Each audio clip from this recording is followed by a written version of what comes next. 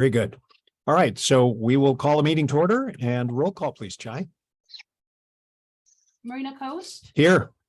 Monterey, Veranda, Castroville, Here.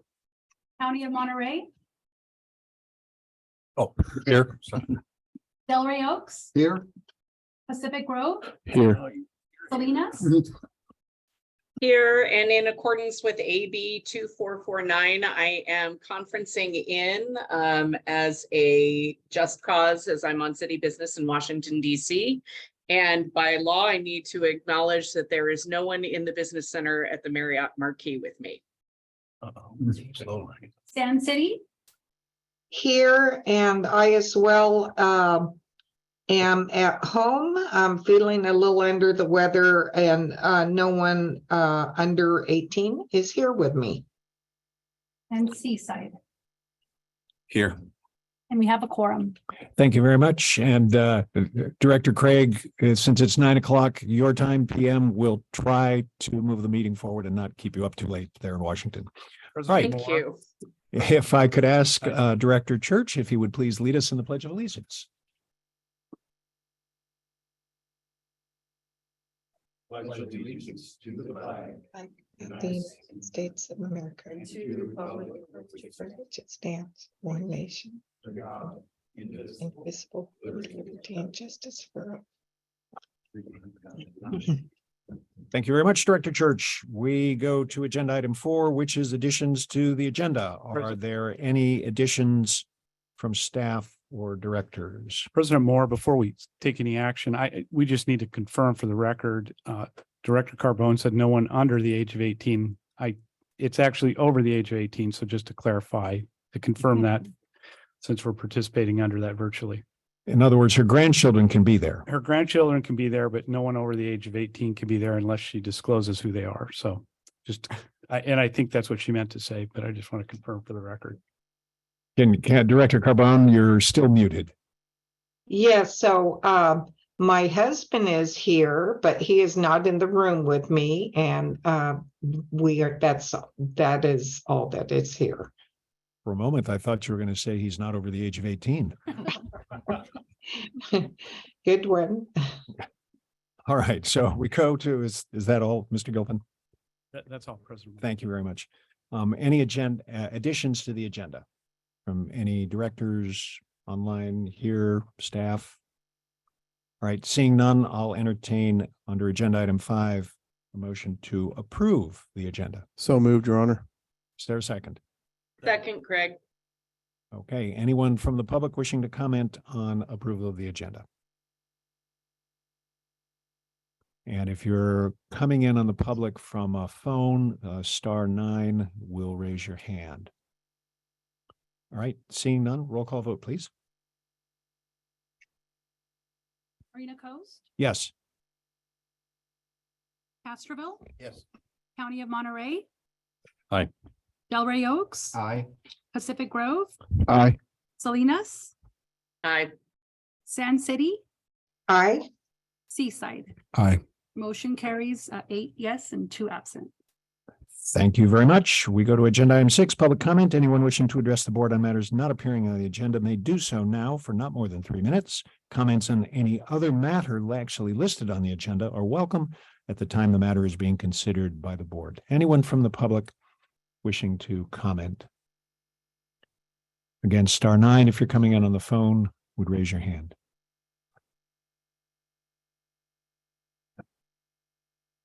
All right, seeing none, we'll go to the consent agenda. Directors, does anyone wish to pull any item from consent? I'd just like to comment on 7E perhaps and make a request for the future. All right, why don't we pull 7E? And through the chair, comment on 7I. Okay.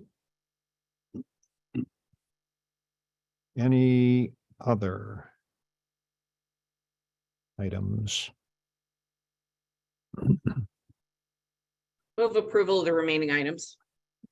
Thank you very much. Is there a second? Carbone, second. All right, anyone from the public wishing to comment on the consent agenda?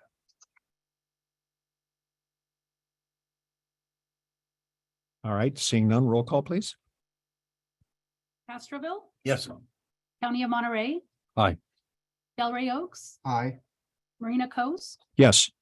Pacific Grove, Yes. Salinas, Yes. Sand City, yes, Seaside. Yes. Motion carries 8 yes and 2 absent. Thank you very much. And so we'll go to agenda item 7E, Director Church. Yes, looking at the attachment onto this, which shows there are 447 applications for the low income credit. Hoping maybe next meeting, we can maybe get a breakdown of those that actually did receive the credits. We have 74%. This is 447 of those who applied. And it's not really given the picture of really what the income and the area is that is where the people are living that are receiving these credits. So I'd like to see that. And also would like to see maybe a little more detail on just how we're reaching out. And that might help explain why we're getting such a little response. I think this program should be received a little more welcomingly by low income people. Okay, any other comments from directors? I would have to agree in terms of language outreach that's being conducted in different various formats in which we're doing outreach, whether it's social media mailers or whatever it may be. I want a little bit more of a concise effort on demographics, age, and I know it says homeowners here, but it'd be nice if we knew if there were renters as well, or yeah. All right, thank you, Director Garcia Arrezola. Any other comments? Staff care to comment at all? Well, I'll preface something here for you, Fred. Yeah, certainly we can provide more information in terms of whether it be a combination of a map or some understanding of where the existing assistance program is landing, and then provide additional detail because we really didn't do much on the ongoing outreach that we do. So those are certainly areas that we can focus in on, and then request any comments you may have to tailor the program to be even better than it is. So, and Fred, I don't know if you have any general comments. Just a couple little ones. So the attachment, it's kind of like Mr. Church was saying, it kind of relates to the number of applications, all the stats on there. But I think you were looking for, like, for those that we've actually gotten in the receipts. What I may do for the next report is actually do 2 of these, one for applications and one for amounts received. That way you can kind of see it either way. And just to kind of clarify the point of the other director as well too, this is strictly only for property owners. It doesn't apply to renters, basically. So this may be something when we look at the program, it's basically what it is. Anybody that actually gets the bill directly and it can show us the address, they are eligible for the program. But obviously a lot of the renters don't get the bills directly. So, but this is something when we look at the program in the future, we're going to look at different aspects of the program to see if there's potential ways to expand not only the amount, but potentially different people that might be able to qualify for it as well too. So We did, I believe at a prior meeting, did hear, and I'm not sure where staff got the statistic, that something in the vicinity of 10% of all the rental arrangements in the county are tenants who, under their lease, do pay a bill to us. So that 10% of renters, would they be ones that you did detect in what you just described? yeah, and basically the way it works under the program is anybody that's getting a bill directly from us, that can show us basically it's in the address for in our service area, and that actually qualifies under the PG&E CARES program for basically, type of income. They would be eligible to receive the credit. So to Director Garcia Arizola's point, there is a chunk of renters in the county who don't directly pay this. Presumably their rent goes into the pocket of the landlord. Landlord pays this, but the landlord's unlikely to be someone who qualifies for this program on behalf of his tenants. I leave it up to staff to ever think if there's a way to deal with that. Yeah, just to follow up on that, I think, that is where the real issue is whether or not we can find a way to rebate back to these renters, even though their landlords don't qualify. I may, it's going to require some kind of different outreach than billing, because the billing is going to the landlord. So we need to find a way to look at options to be able to go out and get that information out to the renters and have a process for them. Because right now, the way I understand it, they don't get a rebate. It just comes off the bill, correct? Yeah, it's a credit against their bill. That's exactly So right. I would, like to see if it's possible we can explore a rebate to there for people who may be in need of this. So it sounds like that's a decent future agenda item for staff to put together. Yes, we'll put an agenda item together because certainly we need to be careful of the gift of public funds and everything that we have going here in terms of how it's structured and what we need for our purposes. Right. But we can put something together. Having said that, starting next month, we'll have more information in this agenda item, like Fred mentioned. But we'll have a future agenda item, whether it be next month or two, that gets more into the details. Does that seem reasonable? Right. Directors, everyone okay? If that's the case, I'll entertain a motion to receive the report. So moved. Second. Thank you very much. Anyone from the public wishing to comment on this item? All right, seeing no hands, roll call vote, please. Castroville, Yes. County of Monterey. Aye. Delray Oaks, Aye. Marina Coast. Yes. Pacific Grove, Aye. Salinas, Aye. Fan City, Aye. Seaside. Yes. Motion carries 8 yes and 2 absent. Thank you very much. And we go to to agenda item 7I, and that was Director Craig asked for that to be pulled. Please go ahead, Director Craig. Yeah, just an acknowledgement. I'm really grateful that it was agendized so quickly, and I appreciate Budget and Personnel Committee taking a look at it. I think it's $250 a year, well worth it. And appreciate IT staff's willingness to pivot in terms of providing that out to the public. So with that, I'm happy to entertain a motion to approve. That's a motion from you, Director Craig. Is there a second? Second. Thank you very much. We'll go out to the public. Anyone from the public wishing to comment on this item?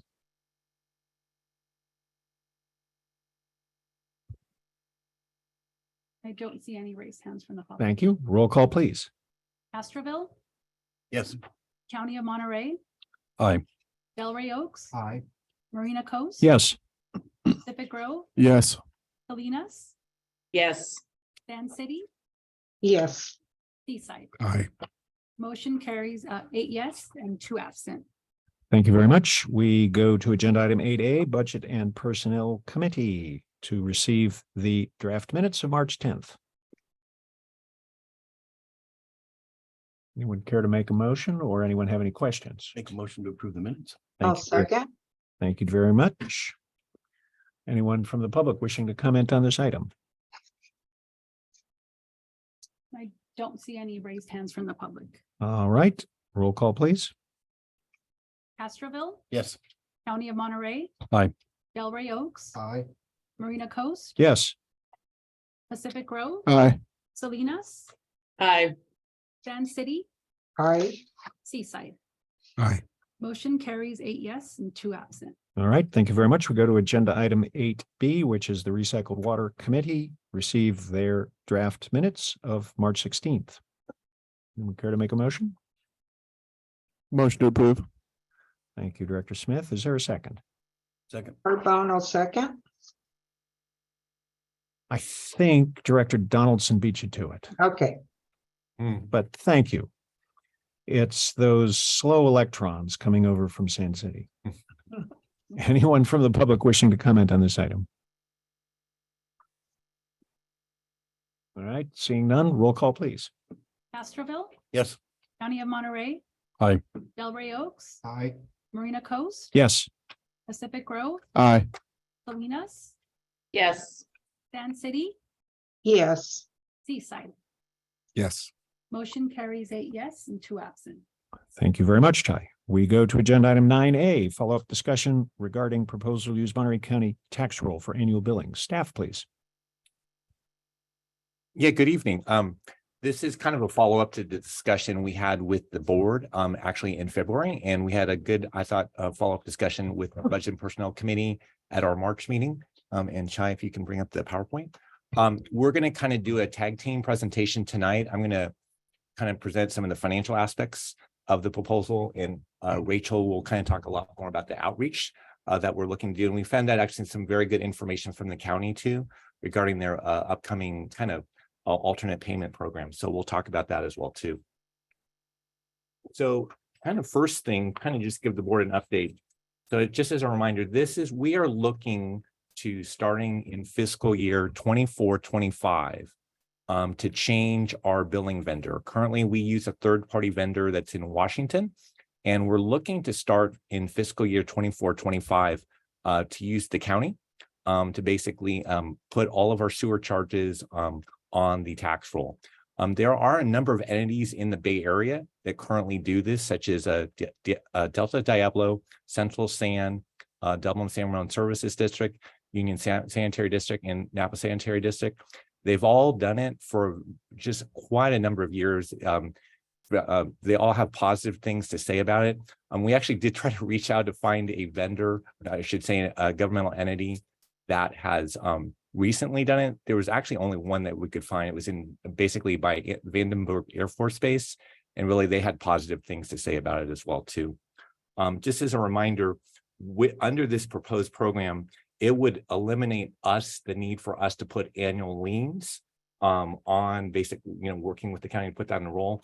We on average put between about 1,800 to 2,400 liens on the roll each year.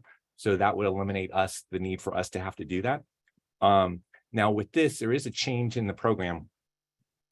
Right now, basically going under the property tax roll program, just as a reminder, the bills will go directly to the property owners. I mean, we have some of ours right now as a reminder that we direct to some of our renters as well too. That's about basically it's about 7.5%. But if you look at it on the flip side, it's about 93% of our bills are already going to the property tax owners. So for most of them, it's really not a change. And just to kind of remind you of that distribution, basically of the 7.5%, about 6% we're redirecting for basically residential accounts. About 16% relates to commercial accounts.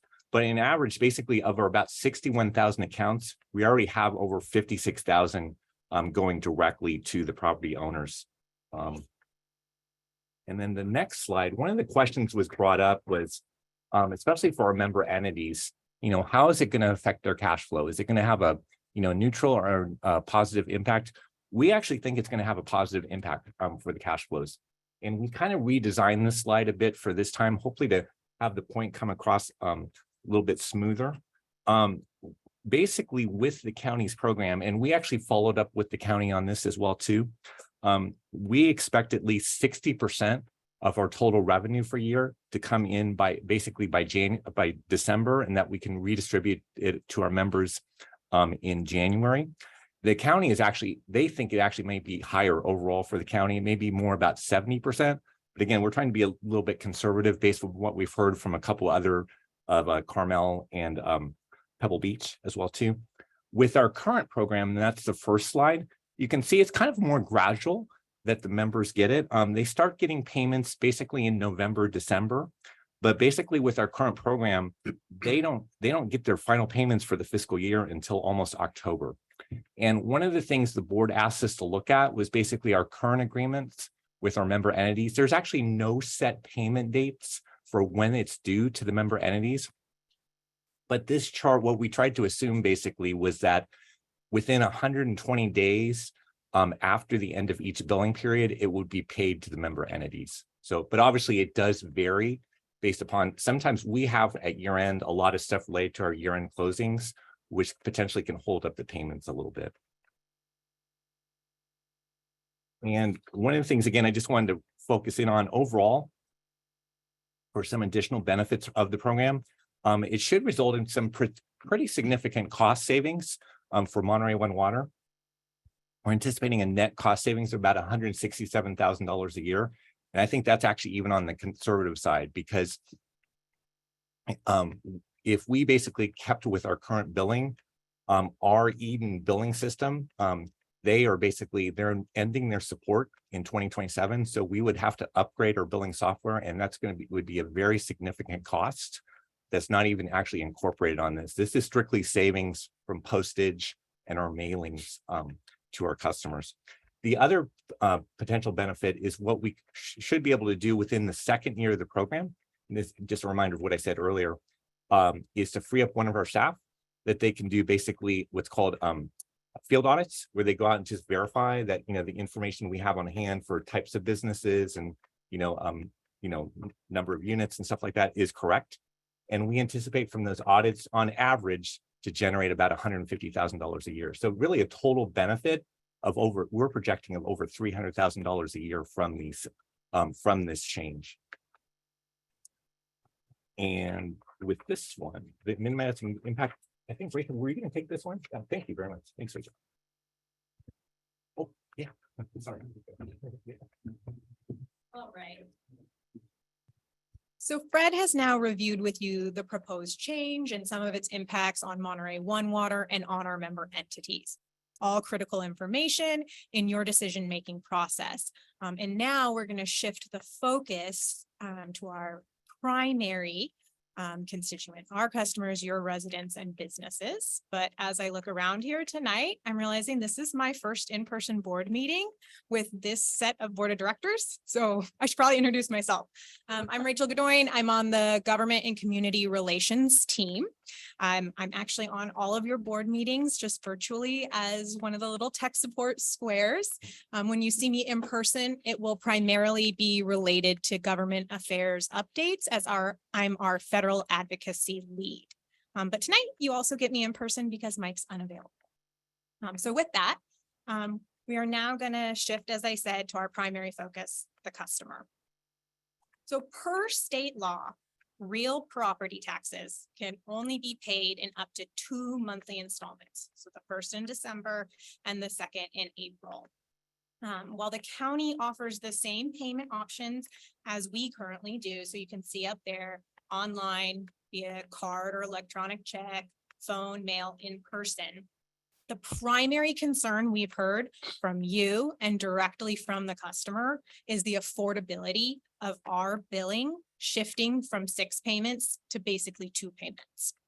So according to the county, approximately 30% of Monterey County property owners utilize an impound account to pay their taxes. So this helps spread the bill monthly. And as previously brought up, is one idea we can use to help minimize the impact to customers, and information could be included in our targeted outreach. We also confirmed with a few local title companies that customers would contact their lender directly if they are interested in setting this up. There would be no involvement from or opportunity with title companies.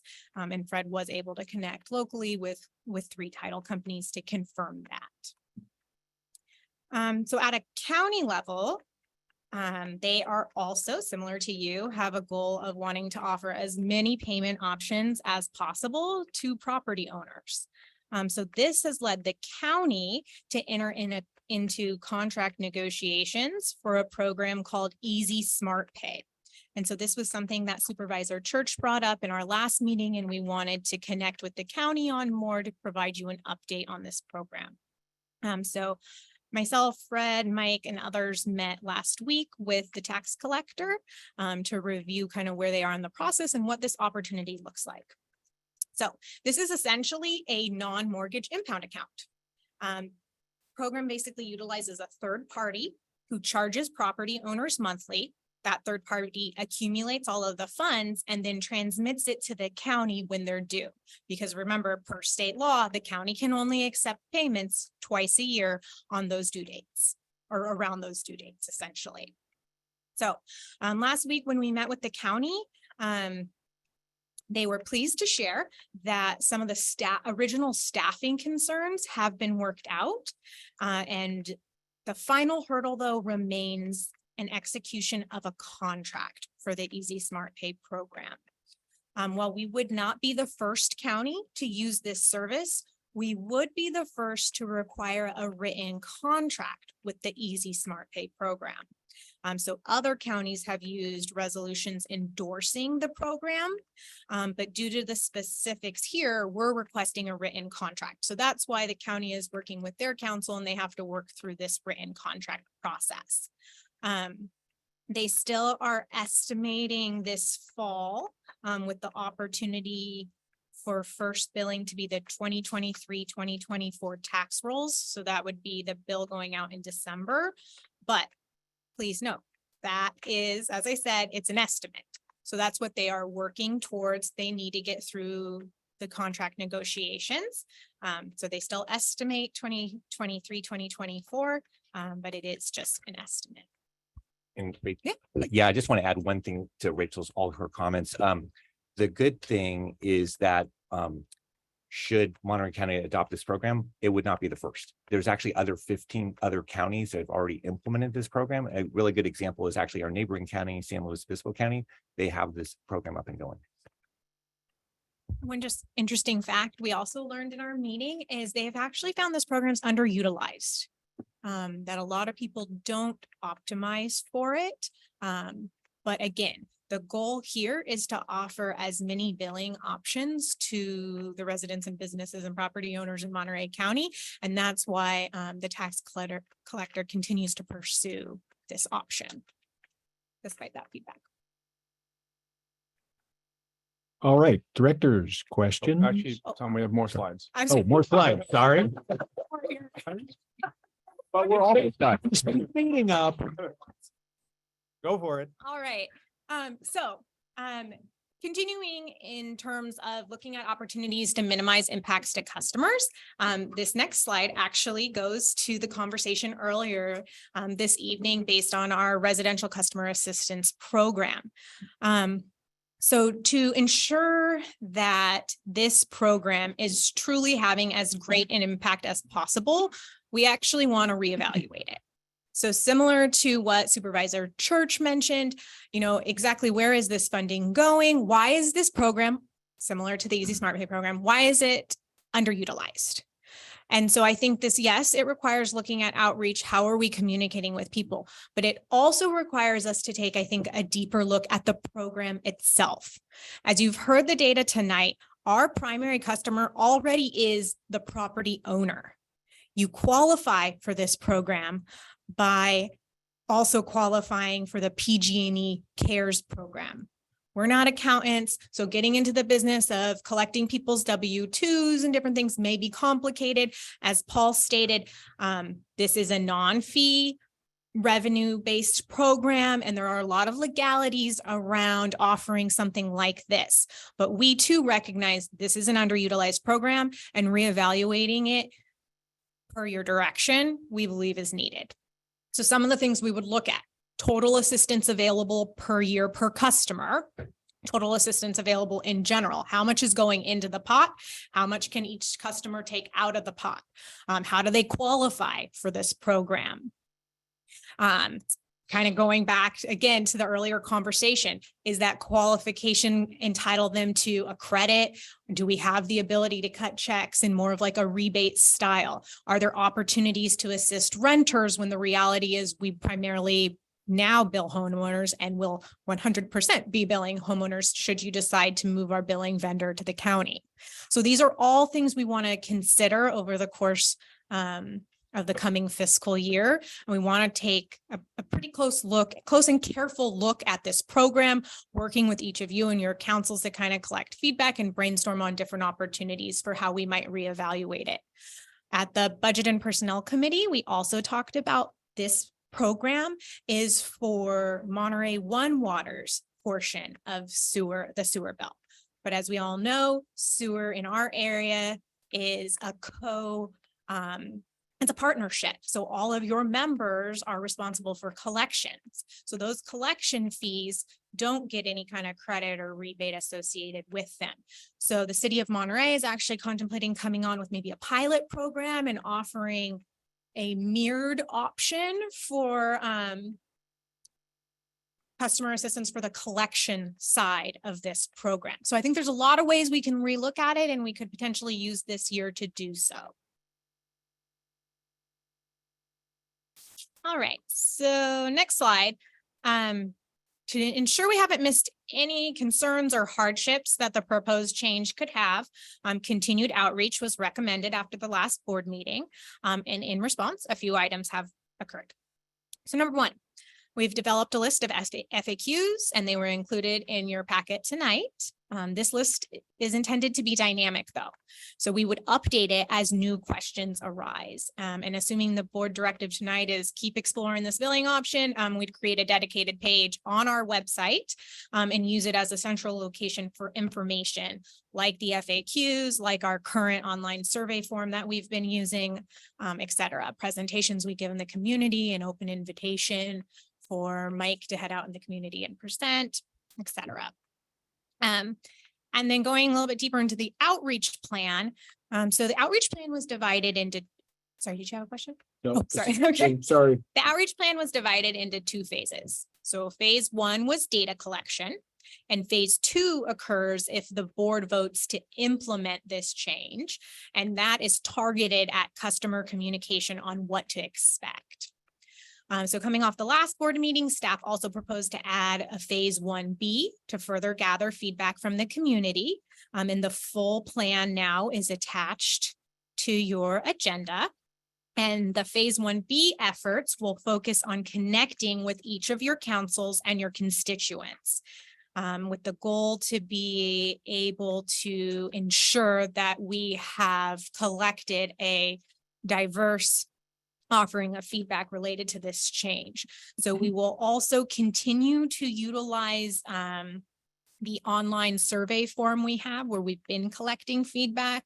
We'll do some direct customer communication like via our bills, and we'll continue with community presentations. As I mentioned, it'll be an open invitation. Anybody who wants us, we'll send Mike out. No, Mike's not here, so we can sign up for anything. Perfect. And yeah, when possible, like phase two, we'll have everything in English and Spanish when possible. All right, so with all of that, we actually have a new timeline for your consideration. So this schedule you see on the screen and also in a more detailed format in the agenda packet shifts implementation from this July 2023 to July 2024. This change is not intended for us to lose speed or put this item on hold, but rather ensure we can perform each step thoroughly. So as noted in blue, these are key milestones, and that would include approval from this board by the fall of this year. And then Fred and his team having ample opportunity to prepare our billing data per county standards for upload in August of 2024. And then in yellow, you'll have key implementation dates noted. So this includes spending this year looking at our customer assistance program and seeing if we can make some improvements. Those would go in effect with the new billing, the new fiscal year, so July 2024. And then this would be ahead of customers receiving their tax bills for 2024, 2025 in October of 2024. Did you get all those 2020 dates? Fred, anything you want to add maybe about implementation or anything with your team? I think the only thing is kind of a combination, our team and outreach as well too, is really the key thing to focus on is really with this, we've really expanded the timeline to really allow for really a lot of outreach in several different methods. And I think that's something we really heard from the board before, is that we really wanted to have a lot of good outreach before, should the board decide for us to proceed, with this program. So we've really tried to reflect that in this. And also as well too, just to really, this is going to be a major change for our staff. If you think about it, this is over 61,000 accounts that we're converting. So it's not, it's, a pretty It's a pretty big deal. But really, in talking with all of our corresponding entities, you know, the benefits that they all have really praised the program that they're in on their tax rolls. It really seems like a worthwhile effort for us to pursue, you know, and frankly, we're really excited about it, you know, as well too. So with that. And actually, Fred, sorry, can I add one yeah, more thing? Yes, absolutely. before we go into asking for directive along those lines, I think the item in blue related to approval by M1W board, that's an estimate. And as you might have read in the staff report, we're kind of saying by fall, because we want to make sure it gives ample time for that phase 2 outreach, which is us communicating directly with the customer on what this change is going to look like, the implementation, how is this getting executed, when's it happening, et cetera. And we kind of have to ramp up slowly because we'll be fighting with both the election season and then the holidays. So we really want to make sure we're building in enough time to truly reach them, not just send them information. And another piece of feedback, though, as Fred said, well, a piece of this is to ensure we are collecting ample feedback. I think we also are looking per the last board meeting on direction on the phase 1B outreach plan, and you know exactly how, kind of what will ensure. I'd like to give Mike some kind of like milestone to reach. He can continue to connect and have post community meetings. He's going to hit up all your student council meetings, but I think it would be helpful to staff to have some kind of directive or parameters on exactly how detailed and how extensive you want that outreach phase 1B to be. Phase 1B to be. And so I think the main thing in summary is basically we're kind of just looking for direction from the board in a couple key areas. You know, what types of additional outreach, like Rachel was saying, you know, that the board may want us to do, and basically to get direction that the board is okay with us continuing with our outreach with the plan that we would bring it back for final approval by the board probably sometime in September. So, and with that, Paul, I don't know if you have any other comments before you open up. Okay. All right, comments, questions. I see Director Craig's hand up. Go ahead, Director Craig. Thanks. So just a few items of interest. So I appreciate you coming back and listening to all the feedback first time around. I'm curious, do we have a timeline for when the county is going to be finalizing the third-party vendor for their non-mortgage impound account contract that they're working on? Do we know when that's going to actually occur? So, yeah, so what we've heard from the county is this. Their plan is basically to have it in effect by the time they send out their property tax bill. So that typically would be, you know, late October, early December.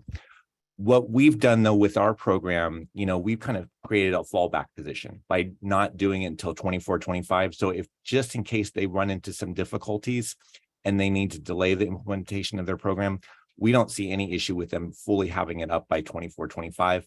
But again, it sounds like from all the county had basically did at their presentation and also told us when we talked to them that they expect to have it up for fiscal year 23, 24. For fiscal year 23, 24 or 24, 25? For 23, 24. Yeah. So like I said, that they so October, November of this year, Exactly. they should be done. Yeah. Unless we hear from a supervisor that that's not going to happen. Okay. I feel much more comfortable knowing that that contract is in place before we start going down the pathway, because what we're doing is we're spending a lot of time. And if that doesn't end up occurring, that's the entire, well, not the entire, but a great portion of the concern of this board is whether or not there are opportunities to have multiple payments rather than one or two a year. So I sort of feel like we're putting the chicken, you know, whether it's chicken or the egg, it's like you're trying to figure out if there's an opportunity to allow our customers to make multiple payments. And we're going down the path of like community outreach and everything else without actually having that be an option right now.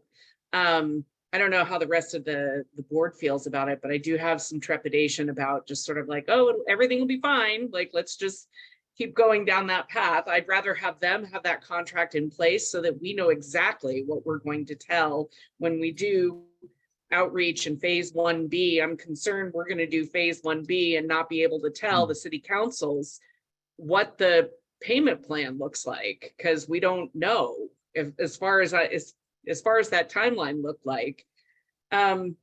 The other thing I would just say is certainly I'm fairly certain the city councils may give you a thumbs up for that opportunity. I do think because it's M1W and because Salinas has such a large Spanish speaking population, that I would hope that we have a few of those outreach meetings with some of our community advocates, and particularly in Spanish. And by Spanish, I don't mean translated in Spanish. I mean somebody in speaking in Spanish, hiring somebody to speak in Spanish. There's a very high sensitivity in my community to ensure that the correct translation is occurring. And because Salinas is such a large portion of the service area, I want to make sure that that we're doing that.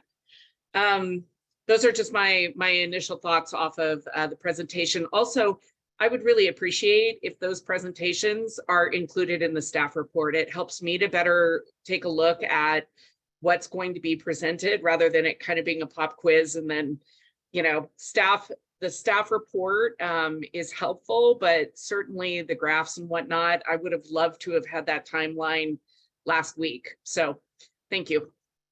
Thank you, Director Craig. Director Donaldson. Yeah, first off, I want to thank the staff for their work with this. I really appreciate it. And realizing that phase 1B is our most immediate action that we'll face. I have a question. In addition to the things that you said Mike would be doing to reach out, during the direct customer communications, do you all also plan on doing direct mailers, including things with the bill, that type of stuff to go directly to the customers? Yeah, so that's what that direct targeted mailing would be. We would utilize our billing platform to send basically kind of like a tweet to the customers, and we'd have it in English and Spanish, and it would give them an opportunity to either call to provide feedback if that's their preference, because we do have support in both English and Spanish when you call in. Our website also has a form as well as survey online, and that can be translated in English and Spanish. And so we would kind of push people to those platforms to collect feedback. And so that's how, because it is a tweet and we're more limited, we'd kind of direct them to, hey, we're considering this change, learn more, and provide feedback through these various methods. So if Okay. I may add to that. Yeah. So Scott, yeah, absolutely. There's direct mail, there's bill inserts, there's a special June only bill insert, and then there's the bi-monthly on our bills for a while. And that would, for the schedule Rachel had, start in theory in that November-ish timeframe. So absolutely. And so that'd like be the focus for phase 2, everything Paul just said, but we'll do some of it in phase 1. Like direct mail is fairly expensive because you don't get the opportunity to piggyback off of the postage of your billing. So that's why we try, when possible, to piggyback off of our bills, because we're already paying the postage on them. And because in reality, people do open them. You know, they're looking for our bill every other month to pay it. So it actually is a fairly effective tool for us to reach our customer through. So we would definitely optimize that. All right, thank you. Director Church. Yeah, I first want to get a little more in depth here on 1A, on how we're going about this. I'm just reading at it on the descriptions. I'm sort of taking the impression that it's to get input, answer questions, maybe adjust things as input we get. I did have a question here is where it refers to, they're going to meet with these community organizations. And then later it says follow-up meetings with full community organizations. What's a full community organization and how does that differ from a community organization meeting? Is the first one just with leadership and then it's going to the okay. Correct. Just want to make sure I understood the terminology as we're going on down there. Yes. Yes. And I would say, so consider phase 1A is done. that phase is ended as of last board meeting, and now we've reworked it into phase 1B. And some of those efforts are continuing into phase 1B, like the community meetings, like connecting with city councils. But it's kind of our new approach, which incorporates the feedback that we received last time. So- And to your point, Supervisor Church, like, and I'll just use this as an example. Coalition of Peninsula Businesses, Mike had a conversation with Jeff Davi and John Tilley, and then we need to reach out to the full full association. And we will be doing that for all these. So mine's comments then are going to follow a little bit along line here of Director Craig's. And at, I see under 1A, we're taking input from groups. But the way it's set up right now, we're basically just giving out information to the public. And I feel that's kind of shortchanging the public a little bit on this.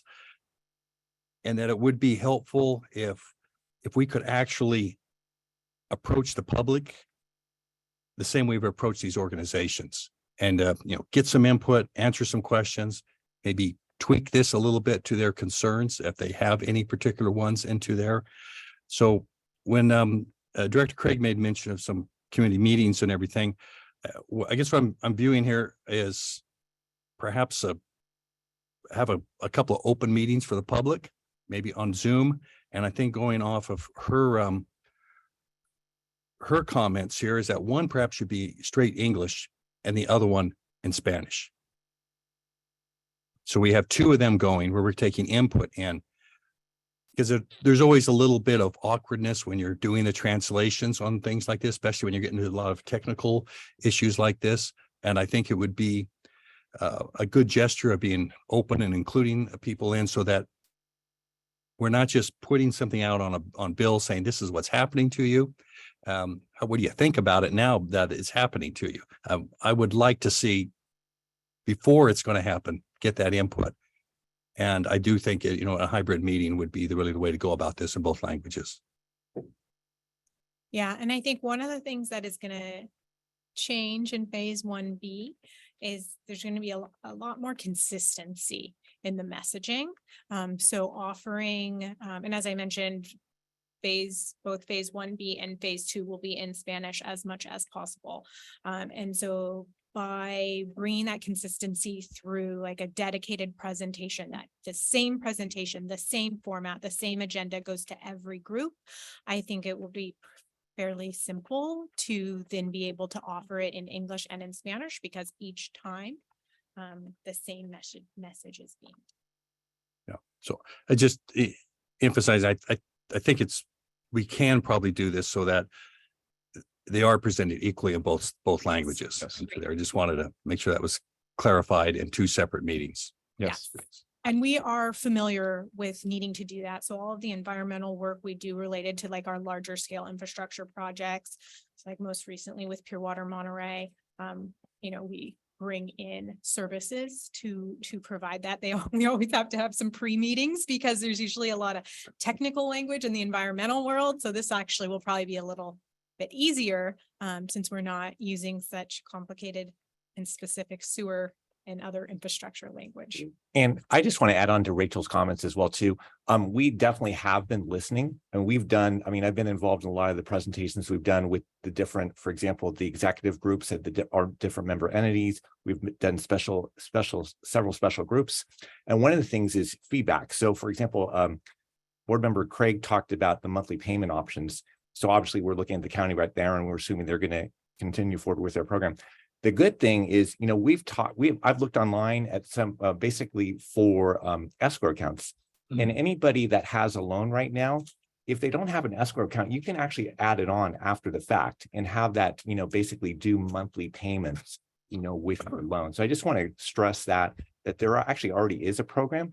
And I think Rachel mentioned this earlier, about 30% of the taxpayers actually kind of use escrow accounts already. So it's a pretty significant used mechanism in place for monthly payments. Well, and I know that you've been taking a lot of input. My emphasis is that one thing I've noticed is over the years, we've trended that when we want input, we go to what we call stakeholders, which are good to get the input on, but it's not really the people. And that's where all organizations, all government organizations are sort of losing a little bit that. And I just want to make sure we're getting the same input that way as we are from the various stakeholders that we have already met with. Thank you. Absolutely. All right, Director Craig, back to you. Thank you. I just want to acknowledge, I don't think people are going to want to mess with their escrow accounts for M1W payments. I mean, that's a lot of work with your bank. And frankly, there are a lot of people that have already made modifications to their home loans through many, many different state and federal programs, that to go back to the bank and ask for them to modify an escrow account so that they can pay their M1W bill that's a really laborious task for one utility bill that they pay out of many. I just don't think that that's a feasible, it's an option, it's just not a feasible option. So that's why I'm more interested in what the county plans to do with this, non-mortgage impound account vendor that they're going to be using. Thanks. All right, Director Williamson. So if I understand correctly how the escrow account works, like, and I'll just use mine as an example. Yeah. I was paying a little bit more than my payment. But my bank, the bank sent me a notification saying that because of the increase in my cost of insurance, that I'm going to have to pay more towards my escrow. And so even though I was paying more, that amount is going above what I was paying. So I have to shift that. And I didn't have to do anything. The bank is doing it automatically. And I'm imagining that when the M1W payments kick in and are incorporated into the property tax, that it will update automatically. The customer won't have to do anything other than pay more, and make that adjustment if there's an automatic payment. Is that? And that's exactly right, because if you look at basically escrow accounts, they're designed to pay 4 different things: property tax, insurance, principal and interest on your loan. So if you think about it, if we go to the property tax bill starting in 24-25, in essence, our fee is going to be part of the total amount that you pay for your property tax bill. So that's one of the 3 things that basically your interest, your principal and interest payments typically wouldn't change. Your insurance very well may, and your property taxes definitely will. So that's exactly it. Every year there would just be an automatic adjustment in your monthly payment based upon the total property tax bill, which would include our component. And Go ahead. Sorry. So part of this too was that because I didn't pay enough over this last period, they're splitting that overage for the year into my payments over the next year. So I'm stating that as a fact of what happened with my situation. But a follow-up question to staff is, when we institutionalize this, will the information from the county be communicated to the banks that are managing the escrow accounts in time for them to update it? Or will there be a delay in that to where they'll be paying what they were paying before the payment, and because they didn't have the money saved up or in the escrow, that there would be this overage? The thing on that is, I think we'll definitely try to communicate to at least all of our local banks, around here, as far as our area. I don't know if it'd be possible to communicate to every single, because obviously, you could have your loan with any bank, in the US. So, but we'll definitely do our best, to provide advanced communications. So, at least all the major banks in the area are aware of it. So. And that is a question, Tyler, that has come up in our online survey. Somebody brought up that exact point, like, are you going to make this decision in time for me to let my lender know that my escrow account needs to increase? So the feedback was, please make this decision well in advance of like a January date, so they could work over the course of a year. Okay. And if maybe remember Craig can go. I have one more comment to make, but I if she has another thought on that, I know she wanted to jump in there. Go ahead, Thank Director you. Craig.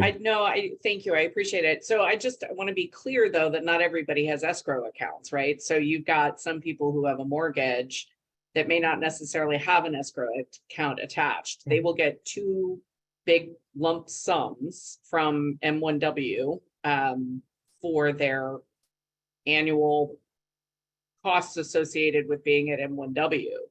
If they don't, they would have to set up an escrow account. I mean, so I understand if you already have an escrow account and you're utilizing it through property taxes, like, okay, I can see where that could be relatively simple, with the exception of, as Director Williamson said, like, that there could potentially be a shortfall the first time around if your bank is Bank of America or Wells Fargo or one of the larger lenders, which a lot of those mortgages have been swallowed up by some of the larger lenders. Like, I just think that I don't know how many people are going to go out and open an escrow account for one utility bill. That's all. So Right, Director Williamson. I imagine that the fair majority, if not all of the people that have a mortgage,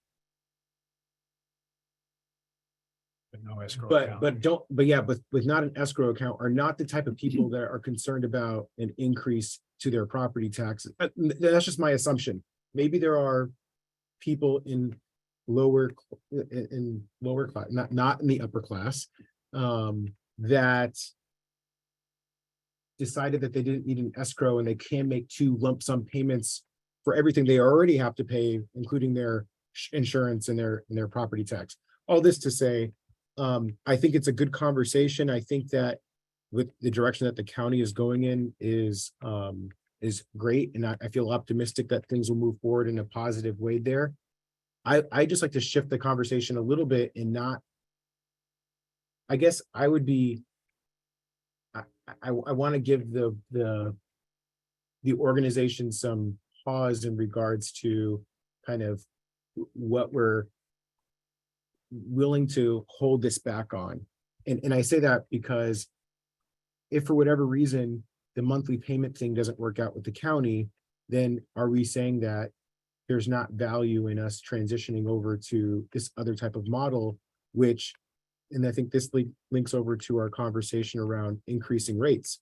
Our rate payers are in the end paying, can save some by the agency saving on cost. And so how the payments are worked out, I think that there's a way that we can work around this, but I think moving in this direction is the right thing for our rate payers.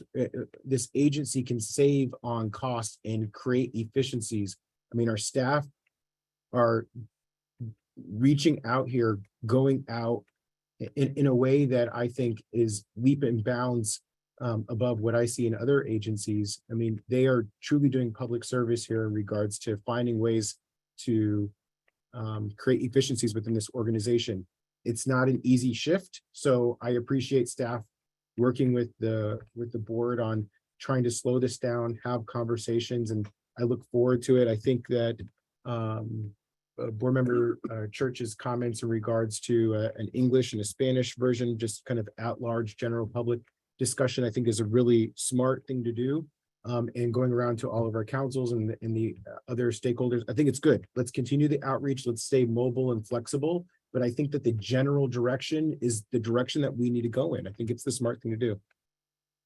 All right, thank you. Other questions, comments? I do have 1 or 2 comments. So obviously, Director Craig and some of our other fellow directors are concerned about the magnitude of the impact of this change.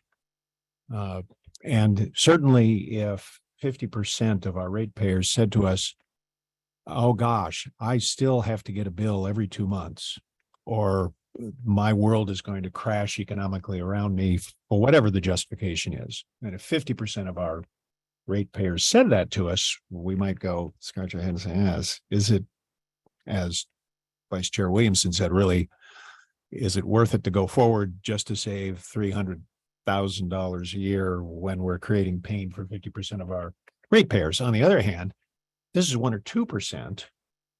That changes the calculus for the board. And, you know, each of you probably have a different cut point somewhere in there in your mind. So it seems to me that it might be useful as part of 1B to see if staff can come up with a little bit more formal, statistically valid survey that asks some questions about this, basically tries to gauge across the various segments of our customer population how many people really need to continue to see a bi-monthly bill. And if you can think of a way to do that, not too expensively, I'm not talking about hiring some national survey firm, but it might be billing inserts, but there's issues about who you send them to and random selection and getting in the segments of the populations and so forth. Yeah. To Well, have it. we have the online survey, so that's a good place where we can start in looking at ways to maybe more automize, turning that into statistical data, because what I'm doing right now is just reading every comment, and then I categorize it, and then we are breaking it down by for, against, neutral, and why they are. So there's been 3 categories so far for those against it. So I will just point out that there was a famous survey done a few presidential elections ago using a newfangled technology. And the survey did a large survey of 3,000 or 4,000 people across the United States and predicted that Dewey would in fact win the presidency. The problem was the newfangled technology was something called the telephone. And the telephone was something that mostly across the demography of the United States was only afforded by folks who had money. And as it turned out at that point in time, most of the folks who had money mostly voted Republican. And it missed a chunk. So we need to think about the survey mechanisms and how we get to various segments out there. And just be sensitive to it so we don't. Agreed. Blow And up when too we much. can make it consistent though across types of outlets. in that Yes. So whatever's online needs to reflect what, Fred's team's doing on the phone and what is happening potentially in paper, et cetera. Yes. So we can. And I would contend, having done surveys at utilities before, the statistically valid part is a difficult thing. Yeah. Right. And frankly, it doesn't have to be a national firm, but having a well-designed questions and sample population is the key to it. And I do agree, it's not just on the website, it's not just on emails, it's not just me on the street corner. It has to be something that is proven. So Well, and if we want to go down that path, I would contend there'd be value in having a survey for the agency that could be one of the questions, but we would need to discuss that further. And I'll be happy to try and connect you up with some statisticians at the Naval Postgraduate School, because there are some pretty smart fellows there and gals. Yes, Director Church, then we'll go to Director Craig. Yeah, just one other question comes to mind. I'm assuming this has probably been addressed, or maybe I missed something in here. But during the current process, how many times a year do we need to send out some kind of a service update or rate update?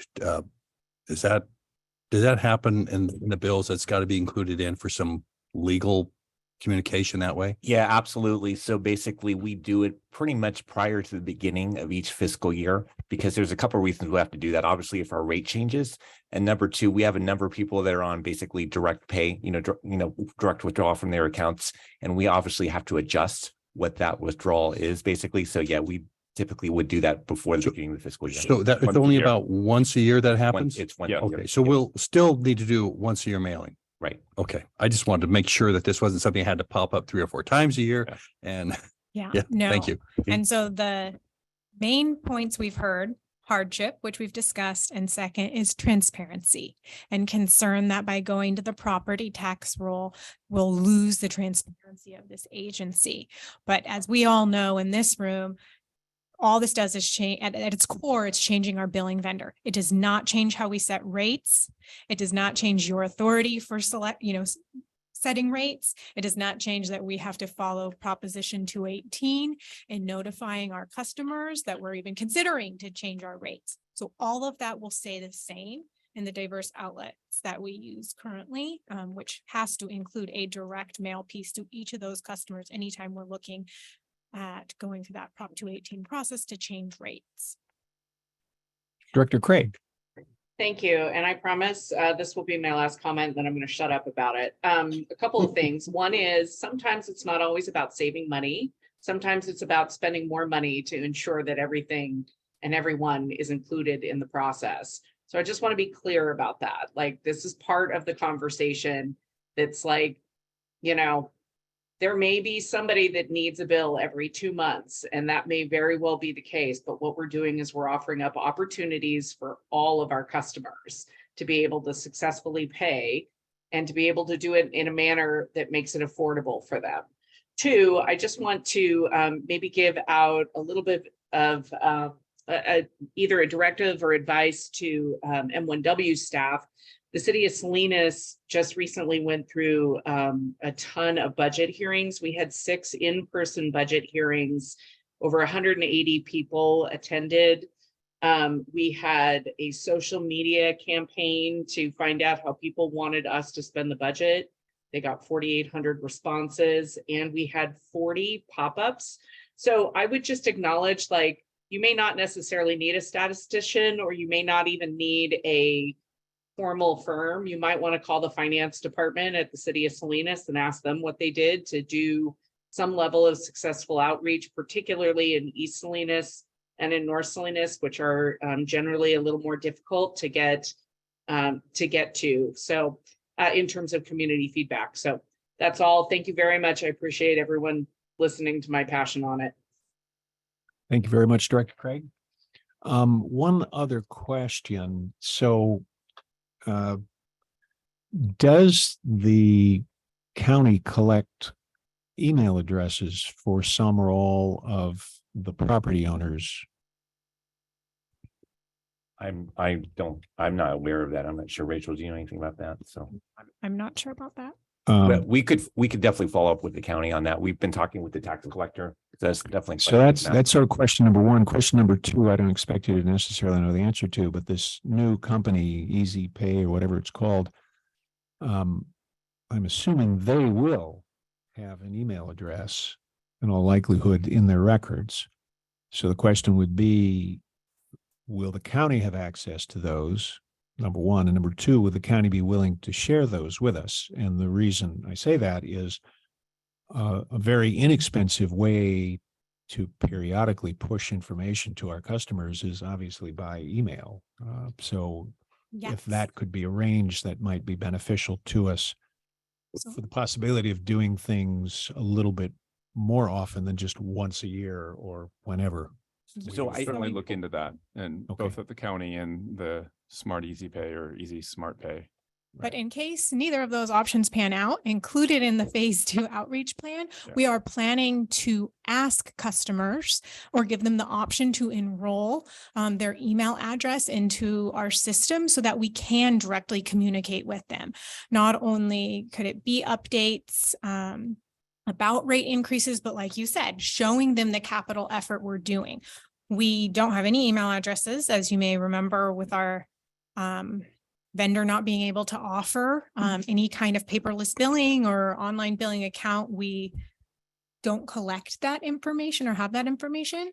So moving forward, we would ask for it, and we'll continue this.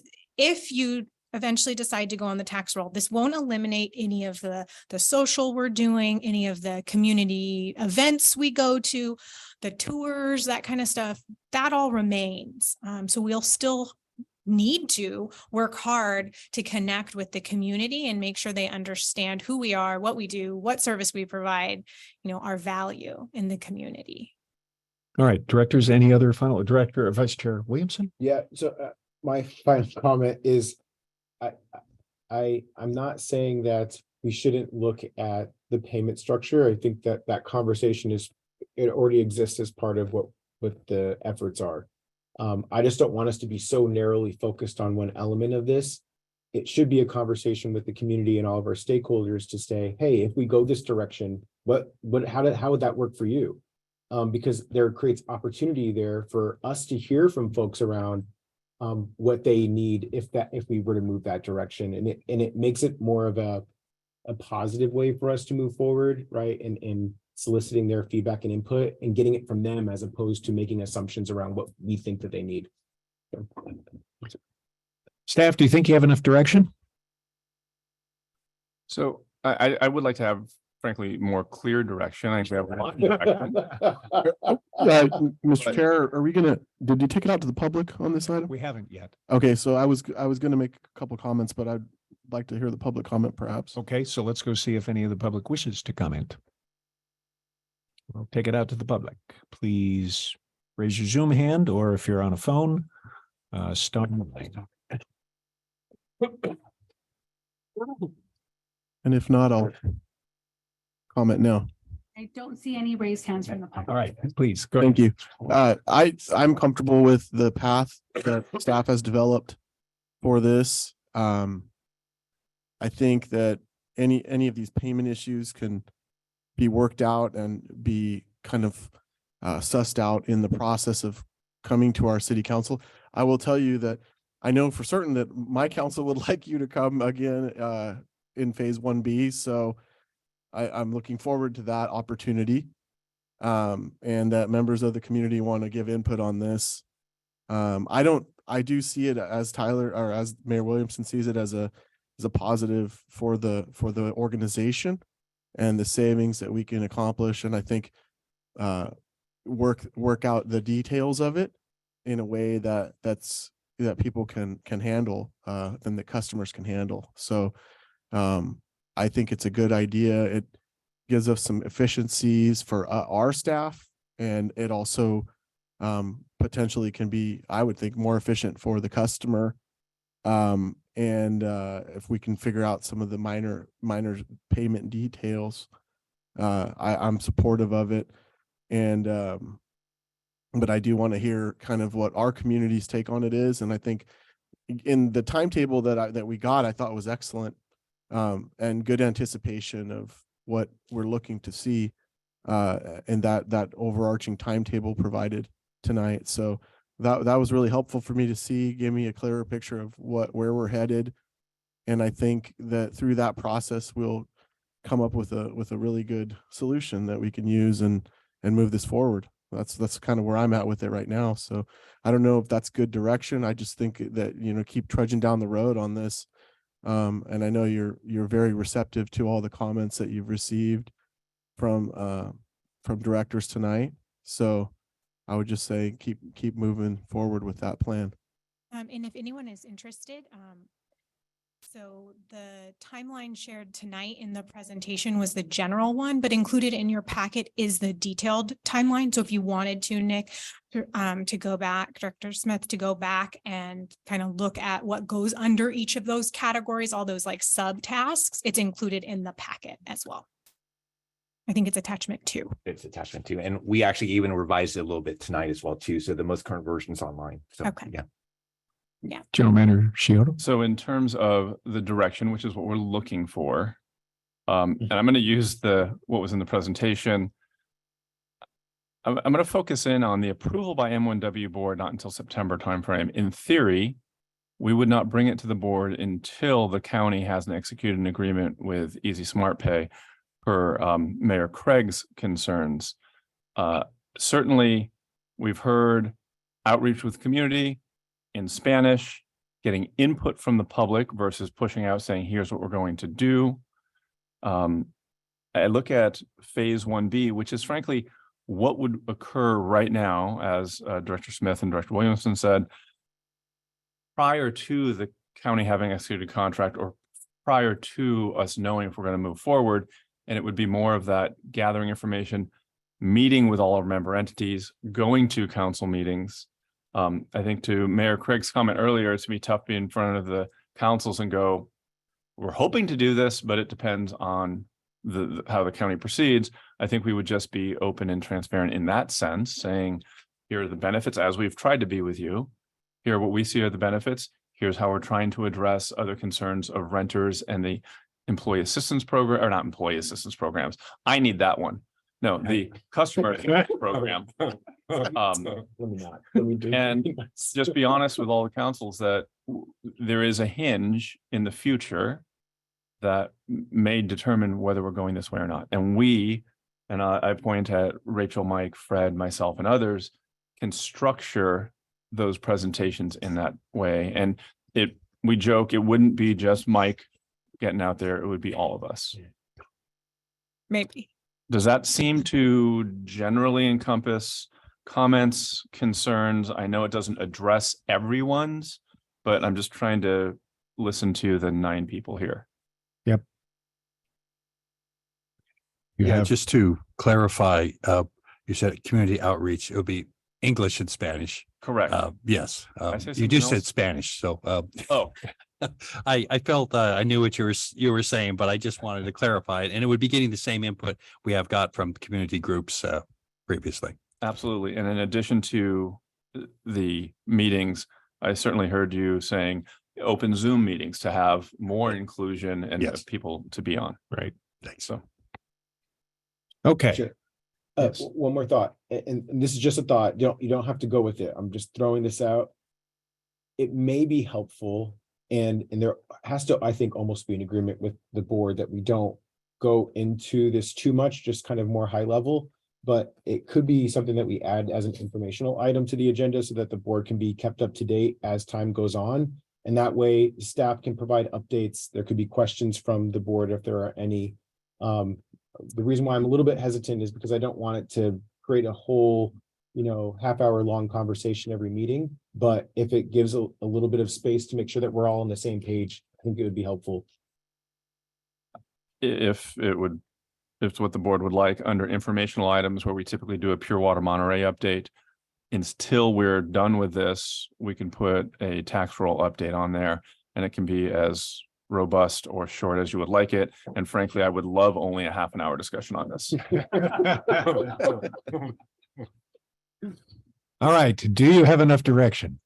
I believe so, as long as we get general nods of the heads here. All right. Very good. In that case, we will move on to agenda item 9B, approval of an amendment to Proposition 1 Integrated Regional Water Management Grant Distribution Agreement with the City of Salinas. Staff. All right, thank you. Good evening, Chairman Moore, and members of the board. Jennifer Gonzalez, Engineering Manager. M1W partnered with the City of Salinas as a sub grantee to a Monterey County Integrated Regional Water Management Grant in 2021. The Salinas portion of the grant includes several components to explore innovative water quality treatment options for industrial wastewater. The M1W portion is the assessment of an abandoned 33-inch diameter pipeline between our Salinas pump station and the industrial ponds. The total grant amount for the IRWM grant was $1.129 million, with $310,000 of that allocated to the M1W component. M1W went out to bid in October of 2021. We received only one bid, which was double the estimated cost and $130,000 more than the available budget.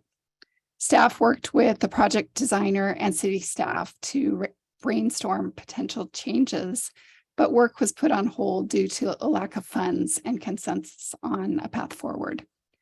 The current disbursement agreement between M1W and the City of Salinas expires on April 1st. Staff wishes to amend the grant disbursement sub-agreement with the City of Salinas to allow additional time to modify the design and complete the M1W grant components. There are no financial impacts to this, and we've been working with the county and the city on the time extension from the granting agency. So staff asks that the Board of Directors approve an amendment to the Proposition 1 Integrated Regional Water Management Grant Disbursement Agreement with the City of Salinas. And I would be happy to answer any questions. Any questions, directors? Director Church. My only question is, was there any consideration of putting this out? This is kind of the background here. Is there any consideration to putting this out for a second bid at all, since there was only one? Yes, that was one of the options, and we will be looking into doing that. As you know, bidding climates have gotten worse, not better, over the last couple of years. And so we're weighing that as an option. Definitely. Anyone care to make a motion? We go to public first. We can go to the public first, certainly. Let's go out to the public first. By the way, just when I call for a motion, I'll normally do it before we've gone to the public, but if anyone wants us to go to the public, all you have to do is ask. We'll go to the public first. And there are no raised hands from the public. Okay, no raised hands. Move approval. Second. Thank you very much. So we have a motion by Vice Chair Williamson, seconded by Director Smith. Any further discussion? Roll call, please. Castroville, Yes. County of Monterey, Aye. Delray Oaks, Aye. Marina Coast, Yes. Monterey, Yes. Pacific Grove, Aye. Salinas, Yes. Sand City, Yes, Seaside. Aye. Motion carries 9 yes and 1 absent. Thank you very much, Chai. And we move on to agenda item 9C. Staff report, please. Hi, good evening, Chairman Moore, members of the board. My name is Tamsin McNary, and I'm the Assistant General Manager. Monterey One Water have submitted a grant application for the Department of Resources of basically Cal Recycle back in May of 2022 for a co-digestion project. The project includes a polishing system, food waste receiving infrastructure, and upgrades to our existing 4 digesters. This would be used for biogas to produce electricity and heat recovery using our cogen facility. We received award notification in September for $4.2 million, basically 51% of an overall $8.2 million project. The remaining $3.9 million could be significantly offset through an anticipated, though not guaranteed, direct payment from the Department of Treasury as part of an investment tax credit, which is a new funding source after the Inflation Reduction Act, which was passed in August of 2022. Monterey One Water could potentially receive up to 40% of the total project cost, leaving us responsible for the remaining $670,000. Staff collaborated with our consultant, Gary Darling, and with our legal BB&K to reach an acceptable turnkey contract with Energia. We are currently working on one item dealing with insurance, but we're 99.9% there. And this will be contingent on a full agreement between both parties. In addition, we are working with Regen and potentially others to secure feedstock for the project. The microgrid feasibility study, which is a joint study between Regen and Monterey One Water, is anticipated to be completed in July. And that's pretty much dealing with SB 1383, which they're trying to remove food waste from going to disposal. Energia's equipment is unique, not available from any other vendor, and specifically designed to operate and provide adequate mixing in high solid conditions. Such would be present for the proposed food waste co-digestion application. Staff confirmed Energia equipment performed through site visits. We visited both South San Francisco and Victor Valley to take a look at their on-site Energia equipment. Information from a Canadian company using Energia equipment, and review of alternate manufacturers, which was completed by Black & Veatch. In addition, we obtained quotes from other projects to determine if costs were fair and reasonable. Staff analyzed the project using Government Code 4217.12, which provides the authority to enter into a turnkey contract, including construction, without public bidding, provided that after completing an analysis, energy savings are shown. In addition, Monterey One Water's procurement permits a sole source procurement for equipment when there is a need for unique features, applications, or specific goods only available from one vendor. and the price of the purchase is determined to be fair and reasonable.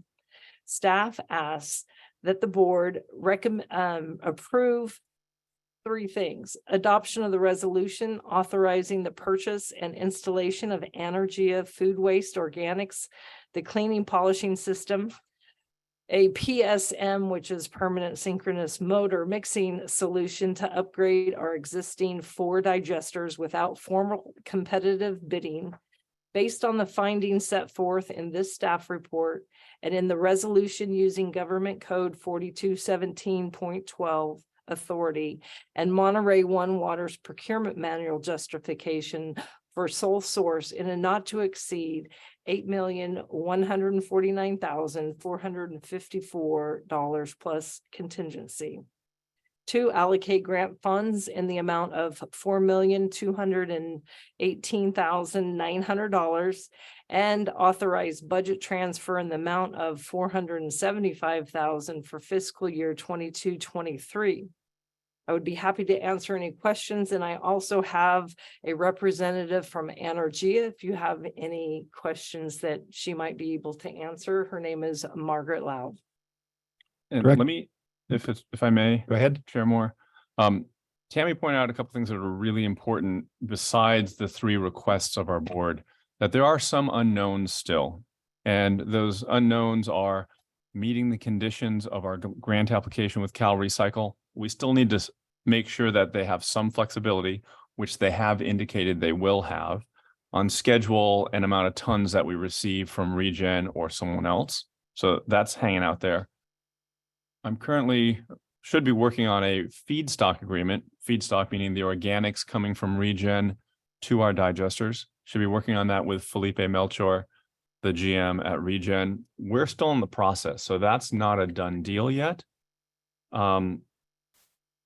And then, as Tammy mentioned, we're waiting for the results of the feasibility study, which would give some indication of how much gas are we talking about. Obviously, we may need to modify our facilities if the gas totals are much greater than we're currently able to handle. However, with those unknowns, and we know this going into it, and we've known it for a while, what we're asking is sort of approval of the administrative portions so we can start working on this project. In the resolution that Tammy referenced, one of the things you're allowing is for the general manager to execute an agreement with Energia, which she mentioned is 99.9% done. Obviously, I will not execute that if Energia doesn't provide the insurance and indemnity that we are requiring. So there are a few things in flux, but we are going into this with our eyes open. We would like to have the board support on this administrative portion so we can continue down the pathway and continue working with Regen.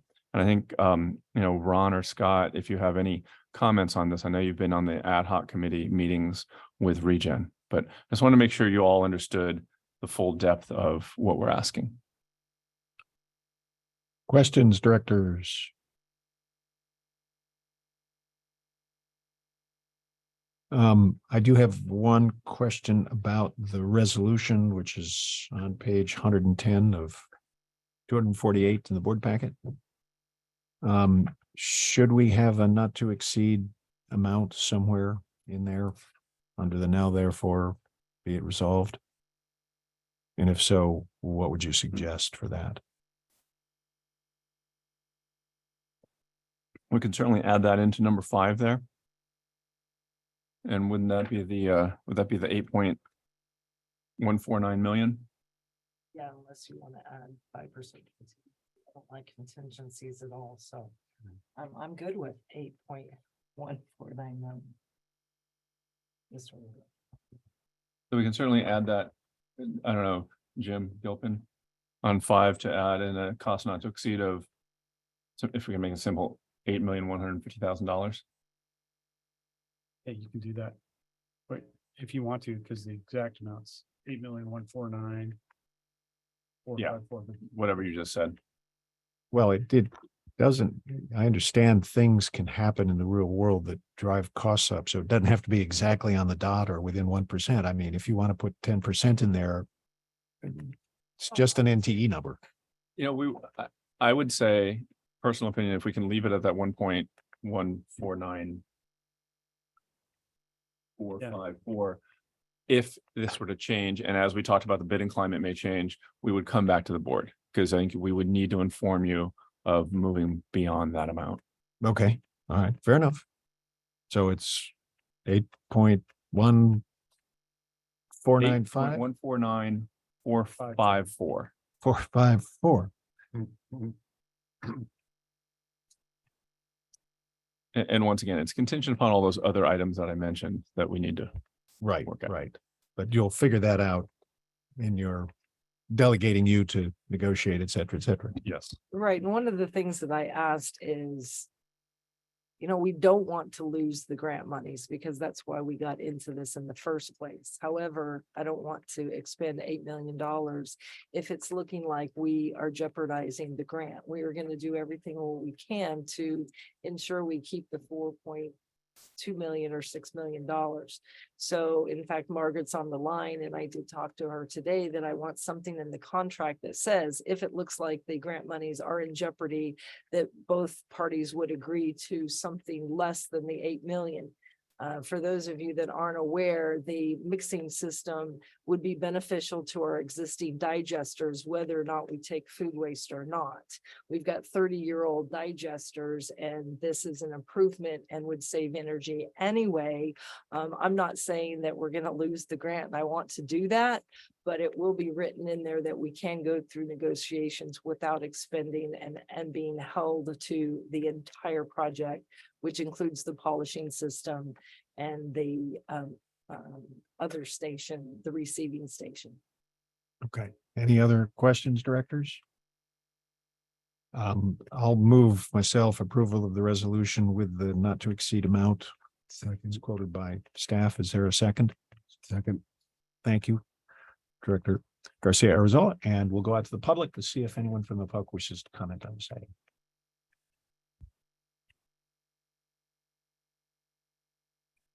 I don't see any raised hands from the public. All right. No final debate. We'll have a roll call vote, please. Castroville, Yes. County of Monterey, Aye. Elray Oaks, Aye. Marina Coast, Yes. Monterey, Yes. Pacific Grove, Aye. Salinas, Aye. Sand City, Yes, Seaside. Aye. Motion carries 9 yes and 1 absent. Very good. Thank you very much, ladies and gentlemen. That's the end of our action items. Go to informational items. Thank you, Clearwater Board. Monterey update. Yes, good evening, Chair Moore and board members. A quick mic check. Can you hear me? Yes. Good evening. Dave Lindau, Clearwater Monterey Program Manager. Just want to acknowledge that per usual, the M1W staff are running the current water production facilities at peak capacity. A couple meaningful milestones. On March 4th, we hit 10,000 acre feet total recharged. And actually this week, we hit 3 years of continuous operation. So in spite of all the challenges with the weather, et cetera, Pure Water Monterey is humming along. With respect to expansion, down here in the trenches, we are still on hold. I know the general manager wanted to share some highlights on the CPUC CalAm situation. Thanks, Dave.